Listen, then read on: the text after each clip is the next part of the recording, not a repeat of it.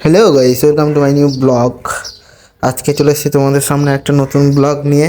এখন আমি চালাচ্ছি আমার বন্ধুর একটা বন্ধু আছে, ওর গাড়ি চালাচ্ছি। তো গাড়ি সেরকম আমি তো ভালো চালাতে পারি না, তাও চালাচ্ছি। তো এই গাড়িটার হচ্ছে টাটা টিয়াগো। দেখে বুঝতেই পারছো, টাটার লোগো দেখা যাচ্ছে স্টিয়ারিংয়ে। তো গাড়িটা চালাচ্ছি, তো তোমাদের কেমন লাগছে, আমি কি চালাতে পারি? এবার ব্রেক করলাম। বন্ধু বারবার বলে যে একটু ব্রেক করাটাও শিখ, আলগা ব্রেক তো না, অন্যান্য গাড়ির ব্রেকগুলো বুঝতে পারি, এই গাড়ির ব্রেকটা আমি সেরকম বুঝতে পারি না যে কীভাবে কেমন হয়। ওই জন্যে একটু ব্রেক করছি। আর ধরতে গেলে গাড়িটা ঠিকঠাক চালানো শিখছি, প্রায় আমার বয়স 18 কাছাকাছি হয়ে এলো। গাড়ি চালানো শেখাটাও দরকার। ওই জন্য আমি বারবার খালি ব্রেকই করছি, আর বন্ধু আমাকে পাশ থেকে ভিডিও করছে আর বলছে যে ব্রেক করা শেখ, ব্রেক করা শেখ। ওই জন্য কেমন লাগছে এই দেখতে আমাকে এইভাবে গাড়ি চালাতে? যদি ভালো লাগে একটু কমেন্টে বলবে।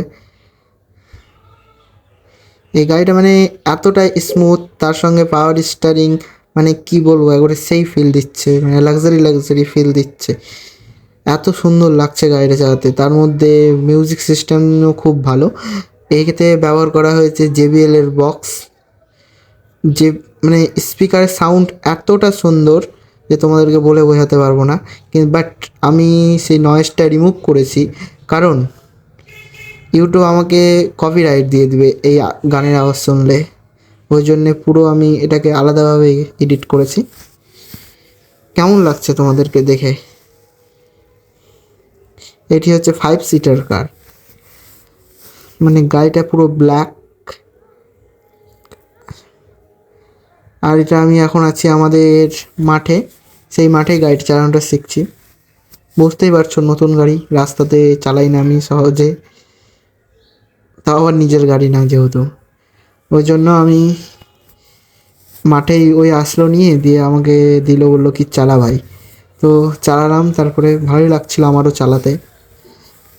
এতটা স্মুথ স্টিয়ারিং আগে কখনো আমি পাওয়ার স্টিয়ারিংয়ের গাড়ি চালাইনি।